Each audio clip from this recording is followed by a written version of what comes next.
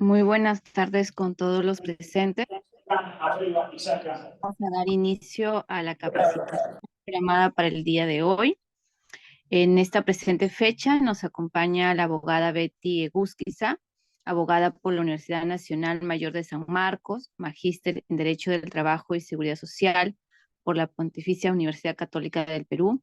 Actualmente es docente en la Maestría de Derecho de Trabajo y de Seguridad y Salud Social en la Universidad Mayor de San Marcos, a quien le vamos a ceder la palabra y esperamos que todos estemos atentos en esta nueva capacitación que organiza el SUIS UNAFIL en beneficio de todos sus afiliados. Muy buenas tardes, doctora. Le cedemos la palabra, por favor. Hola, buenas tardes con todas y todos. Muchas gracias a la invitación de la Junta Directiva del sindicato por invitarme a participar de estas capacitaciones. Como me comentaron, la capacitación está dirigida a aquellas inspectores, inspectoras que se están o piensan postular para el ascenso de inspectores auxiliares a inspectores de trabajo o al puesto de supervisores. Nosotros sabemos que quizás en Lima tenemos grupos de inspectores especializados, tanto en sociolaboral, en derechos fundamentales, como en seguridad y salud en el trabajo. Entonces, el examen que se va a dar para este ascenso va a venir variada, las preguntas siempre son variadas. Aquellos que hemos tenido oportunidad de participar en estos concursos sabemos que este examen viene en tanto de derechos fundamentales, tanto preguntas de seguridad y salud en el trabajo y de sociolaboral, el tema inspectivo. Entonces creo que tenemos que conocer todos estos temas para poder dar un buen examen, ¿no? Y poder ascender a aquellas personas que tengan como meta este ascenso. Ahora, en provincias, claro, los inspectores de provincia también son personas que a diferencia quizás de Lima metropolitana, sí conocen muchas de las áreas que estoy mencionando, pero igual yo creo que esta capacitación les ayuda bastante a ustedes para poder rendir este examen. Dado que esta capacitación está relacionada al examen de ascenso, mi participación en el tema de relaciones colectivas del trabajo va a estar vinculada a la normativa, porque el examen generalmente no vienen, entiendo yo, preguntas sobre doctrina, sobre cuál es la discusión entre uno u otro artículo. Esas no son preguntas que suelen venir en los exámenes de ascenso. Estos exámenes son básicamente lo que señala la norma. Entonces nos tenemos que ceñir expresa y literalmente a lo que señala la norma. Entonces, de esa manera es que voy a realizar esta presentación. A ver, tengo unas diapositivas que voy a compartir con ustedes.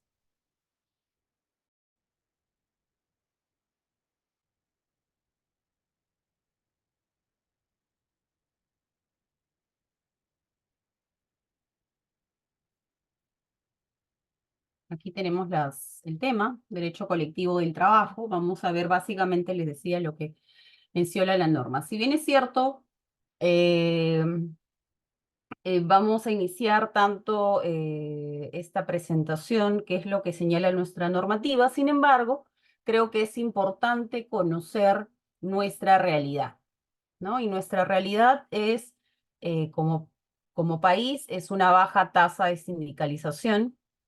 Nuestra tasa de sindicalización en los últimos años ha sido entre 5, 6, 7%.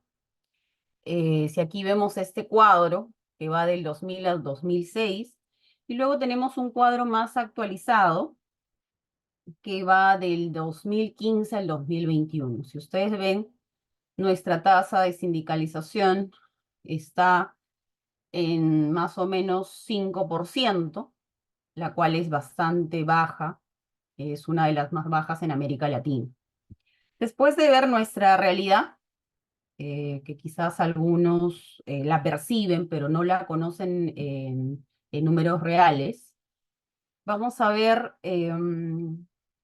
cuál es el marco normativo de nuestras relaciones colectivas de trabajo. Tenemos nuestra Constitución, que sobre esta materia lo vemos en el artículo 28.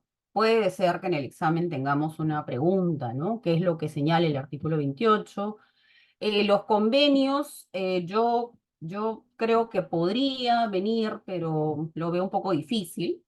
Yo creo que más las preguntas estarían vinculadas al texto único ordenado de la Ley de Relaciones Colectivas de Trabajo, el reglamento, y sobre todo les sugiero revisar este decreto supremo. Este último decreto supremo del año 2022, que es el 014-2022-TR, que modifica el reglamento de la Ley de Relaciones Colectivas. Son varios artículos, yo creo que por lo menos una pregunta va a haber de esta modificación en el ámbito colectivo, ¿no? Tenemos los primeros artículos que señalan o hacen alusión a la libertad sindical. El artículo 2, que señala que el Estado reconoce a los trabajadores el derecho a la sindicación sin autorización previa. Tenemos el artículo 3, la afiliación es libre y voluntaria. Y el artículo 4, que señala que el Estado, los empleadores y los representantes de uno y otros deberán abstenerse de toda clase de actos que tiendan a coactar, restringir o menoscabar en cualquier forma el derecho de sindicalización de los trabajadores. Ahora, recordemos que las preguntas eh, podrían venir en párrafos y creo que en la mayoría de las veces señale el enunciado incorrecto.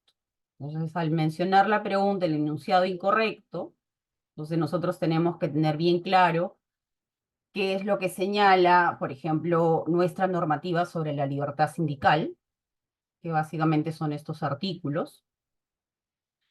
Luego tenemos aquí un cuadro de la libertad sindical, que está dividida en libertad sindical individual, libertad sindical colectiva, y luego dentro de la libertad sindical individual está de organización y de actividad, ¿no? Eso es cómo está representada todo el contenido de la libertad sindical.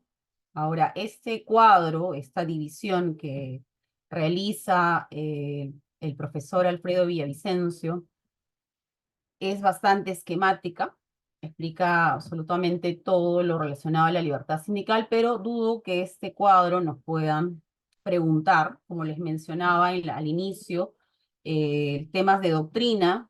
Yo creo que es muy difícil que venga una pregunta de doctrina. En el caso de viniera, sería una pregunta en todas las, creo que son 60 preguntas las que vienen, pero de ahí entiendo que se van a ceñir a lo que señala nuestra normativa. Ahora aquí, respecto a las organizaciones sindicales, nosotros tenemos organizaciones sindicales de empresa.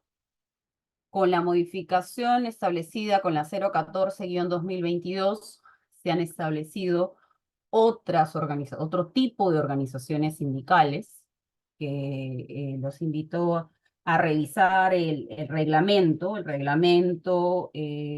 la Ley de Relaciones Colectivas, claro, el actualizado, que tiene todas las modificaciones. Ustedes van a encontrar este tipo de organizaciones sindicales en el artículo 4, que señala el derecho de sindicación en el reglamento. Entonces tenemos de empresa, que ya era la conocida, luego de grupo de empresas, que es la que se ha incorporado, de actividad, que ya la teníamos, de gremio también, de oficios varios, y la otra que se ha incorporado es de cadena productiva o de redes de subcontratación. Y también tenemos una que es como un enunciado abierto, que señala de cualquier otro ámbito que los trabajadores estimen conveniente, ¿no? Entonces, si de repente solamente le colocan de empresa, de actividad y de gremio y de oficios varios, que es lo que nosotros solemos conocer, tendría que también estar en ese enunciado estas modificaciones. Eso por eso ustedes lo tienen que tener bastante claro. Luego tenemos el requisito, los requisitos que nosotros ya conocemos, aquellos que somos abogados y que hemos llevado el curso de Derecho Colectivo del Trabajo, quizás en un semestre o en un año, como suele ser en San Marcos. Entonces, recordamos un poco cuál es el número de afiliados que debe tener un sindicato, ¿no? El número mínimo que establece nuestra normativa es de 20 trabajadores, y tratándose de sindicatos de empresas o de otro tipo, 50 trabajadores. Esto también creo que es una pregunta que sí puede venir en este examen que se va a dar. Luego tenemos,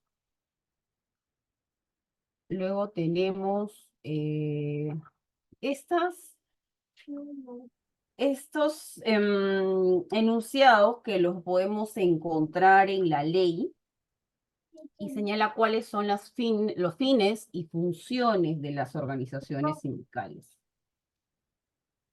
¿Perdón? ¿Tenían alguna pregunta? Disculpen, creo que alguien tiene su micro encendido. Ah, ya, perfecto.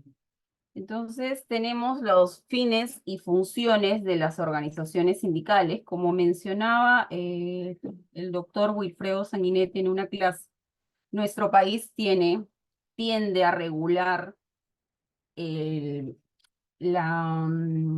cómo se desarrolla, cómo debería desarrollarse el sindicato, ¿no? A diferencia de darle mayor protección al sindicato, lo que hace es tratar de delimitar cuáles son sus fines y funciones, cuáles son los impedimentos que tienen las organizaciones sindicales, las obligaciones de las organizaciones sindicales, las atribuciones que tiene la Asamblea General.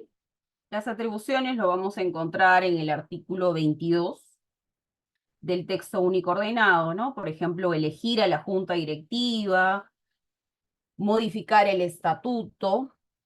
Recuerden que el sindicato lo que hace es convocar una asamblea general, va a elegir a la junta directiva, en el caso que se cambie la junta directiva, va a modificar el estatuto, va a acordar la fusión o absorción con otras organizaciones sindicales, acordar la afiliación o desafiliación, la enajenación directa o indirecta de bienes del patrimonio, decidir sobre la expulsión de cualquier afiliado.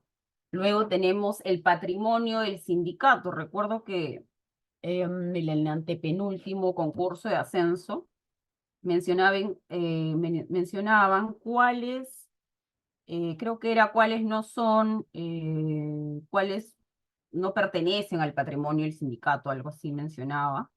El patrimonio del sindicato está constituido por las cuotas de sus miembros y otras contribuciones obligatorias, eso lo vemos en el artículo 27, perdón, por las contribuciones voluntarias de sus miembros o de terceros y por los demás bienes que adquiera a título gratuito. Eso está en el artículo 27. Entonces, estas son, yo creo que, algunos de los puntos que nosotros debemos recordar.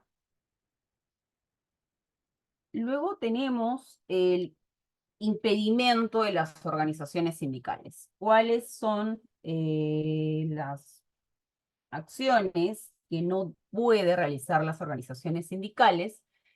Eso lo vamos a encontrar en el artículo 11.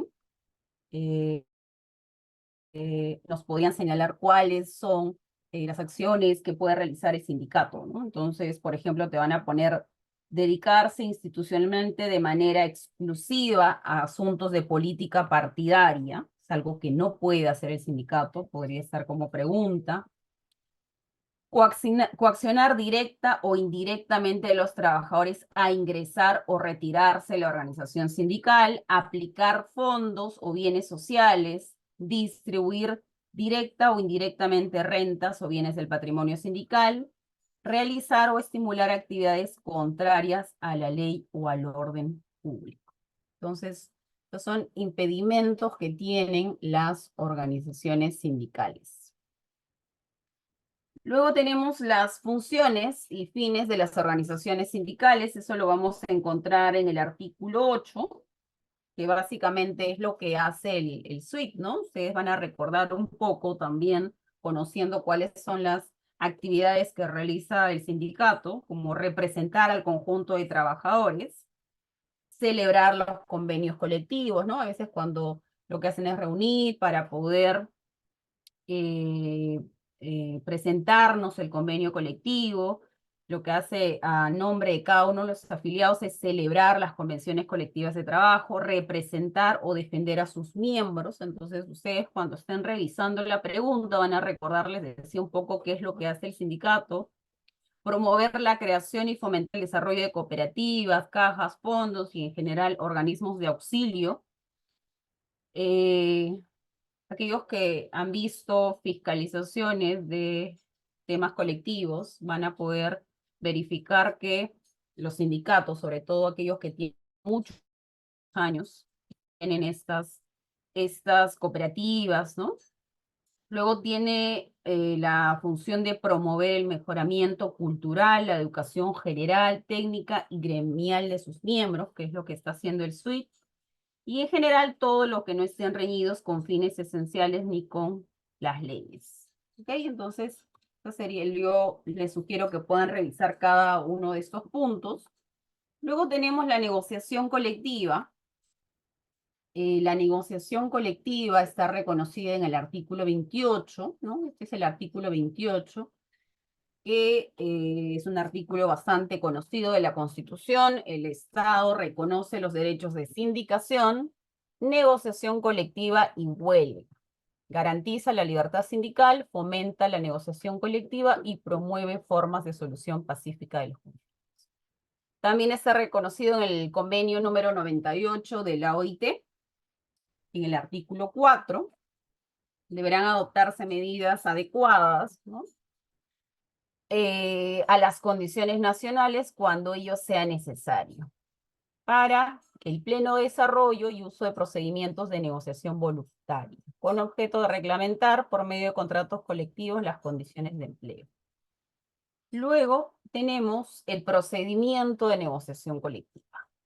No creo que nos venga como pregunta cuál es el procedimiento de negociación colectiva, pero sí, por ejemplo, cuándo inicia, cómo inicia la negociación colectiva. Esa podría ser una pregunta, pero no para responderle en el sentido de inicia con la presentación del pliego, sino como una pregunta, como un enunciado correcto o incorrecto. Entonces tendríamos que saber que la negociación colectiva inicia con la presentación del pliego por parte del sindicato. El pliego es todos los pedidos que presenta el sindicato, ¿no? Este pliego, si termina la negociación colectiva, lo que va a hacer es terminar, cuando termina esta negociación, se va a convertir en un convenio colectivo.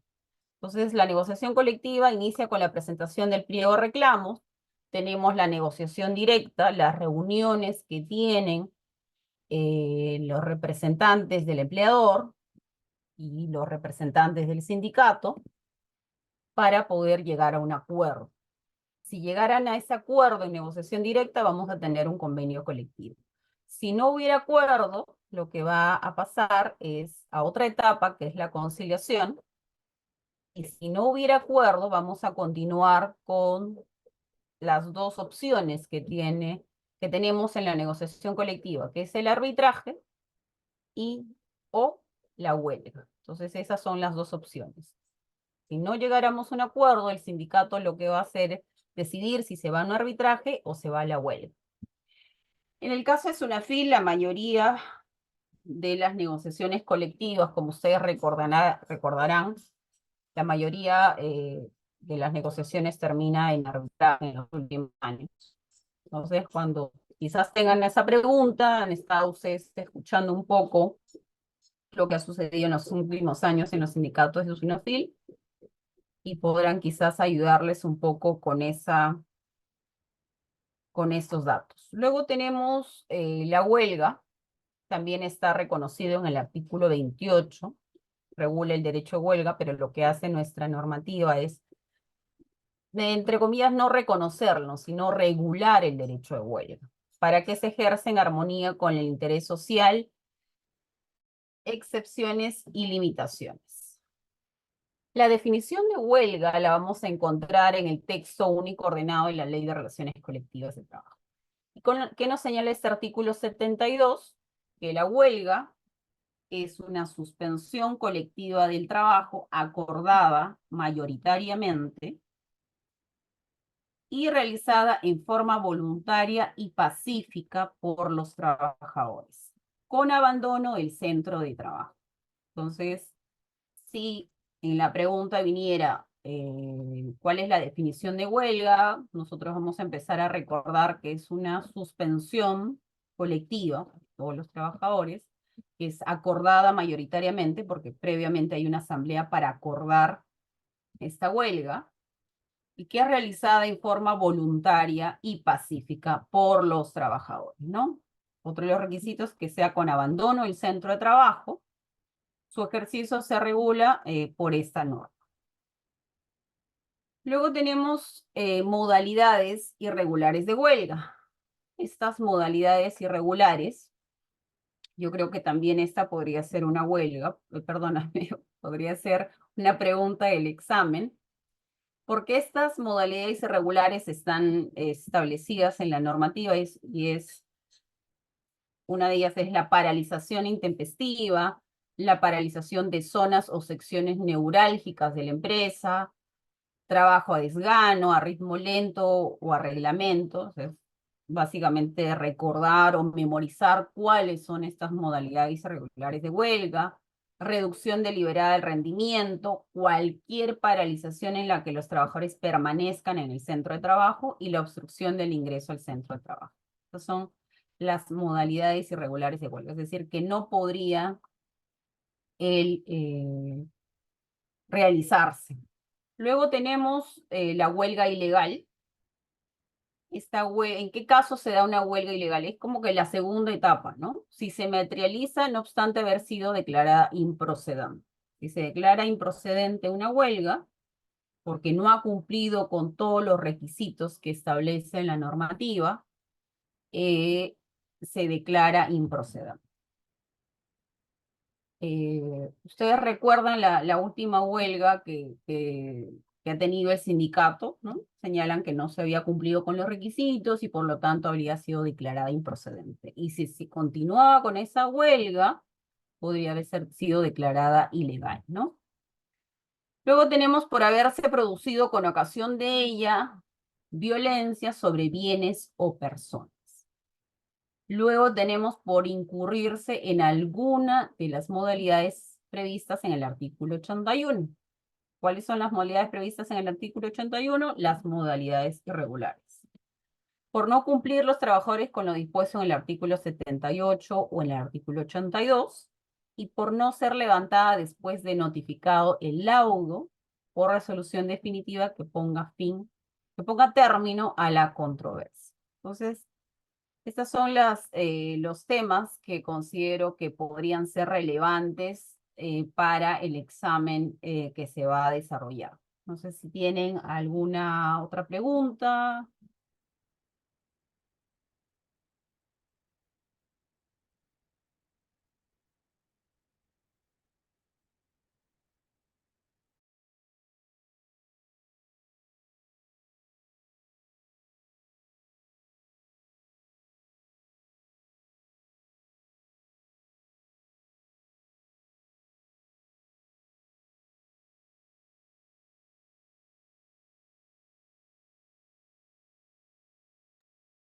Carol, no sé si tendrán alguna pregunta.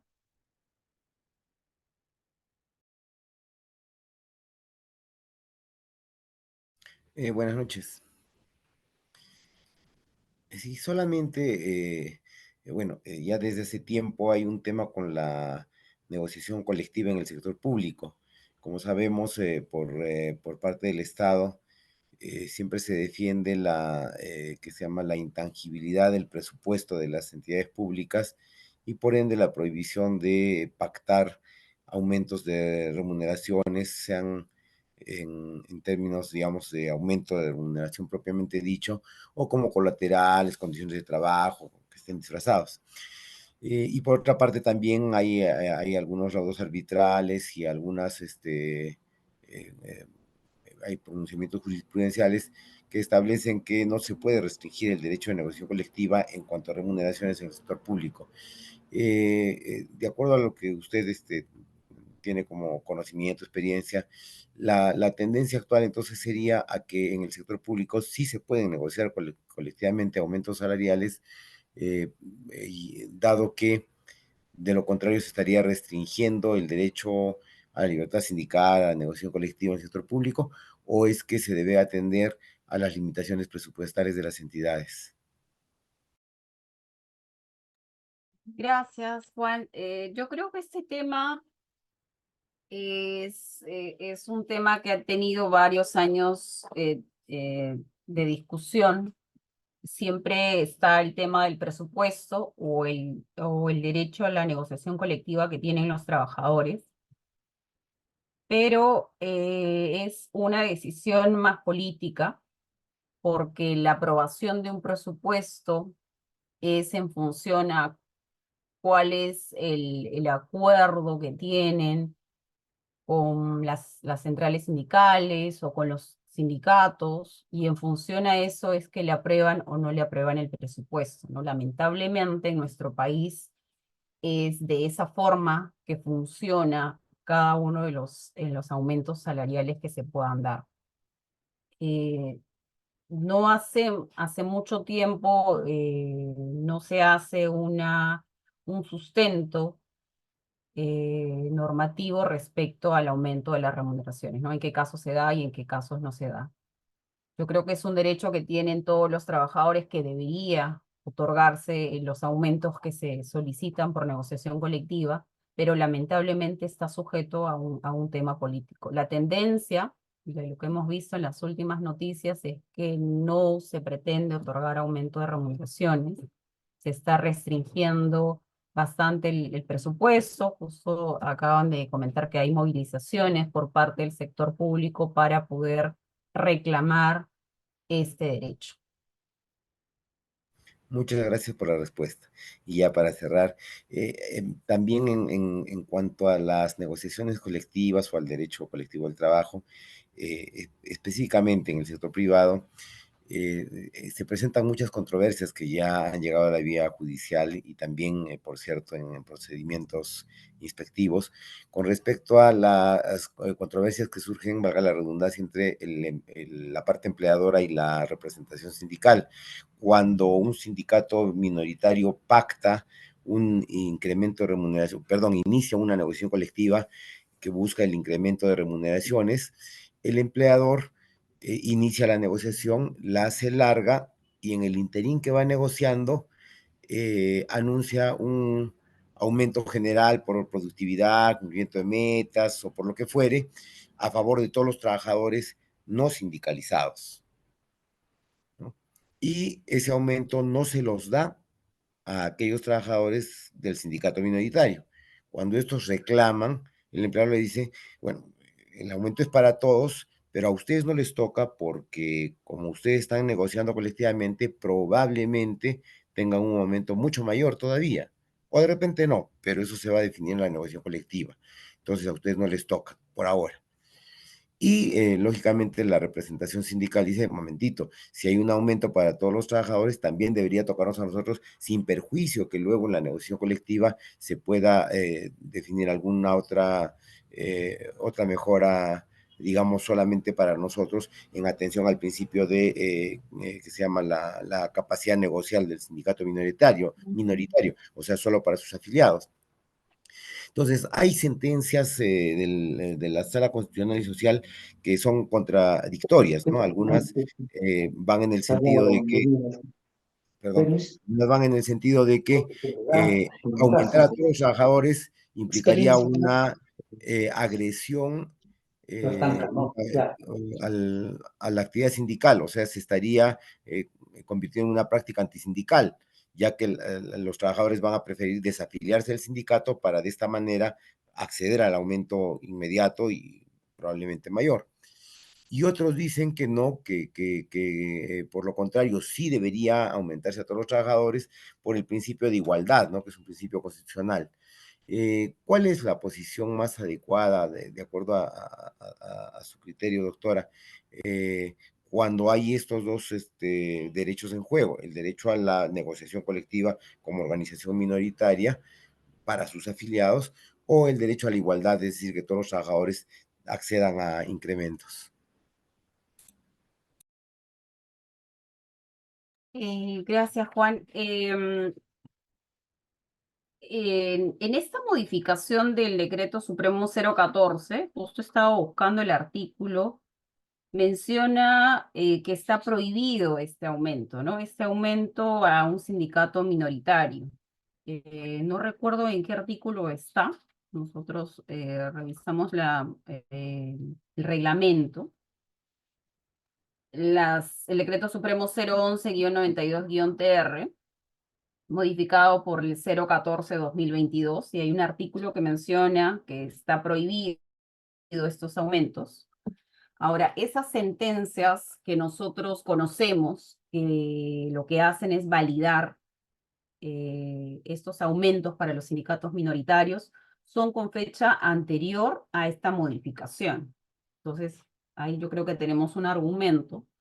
Por otro lado, también tenemos criterios del Tribunal de Fiscalización Laboral que señalan que es una infracción realizar estos aumentos al sindicato minoritario. Entonces, tenemos varias resoluciones del Tribunal de Fiscalización Laboral que vienen en esa misma línea y que definitivamente no estarían chocando con las sentencias emitidas en sentido contrario, ¿no? Porque han sido estas anterior a la modificación de la 014. Entonces yo creo que esa sería la línea que seguiríamos, trataríamos de sustentarlo de esa forma, haciendo como un recuento histórico, ¿no? De cuándo se han emitido estas sentencias, la modificación y lo que señala el Tribunal de Fiscalización Laboral. Yo tengo anotado, ahorita no lo tengo a la mano, pero tengo anotado las resoluciones del Tribunal de Fiscalización Laboral que mencionan que estas son infracciones. Correcto, muy amable. Gracias, doctora. Ok, no sé Muchas si tenemos gracias. alguna otra pregunta. Sí, por favor, si hubiera alguna otra consulta. Creo que ya no hay consultas, inspectora. Muchísimas gracias por participar de esta jornada de capacitación que organiza el SUISUNAFIL en beneficio de todos sus afiliados. Los esperamos la siguiente semana con temas de seguridad y salud en el trabajo. Que tengan una bonita noche cada uno de ustedes. Gracias. Gracias, hasta luego.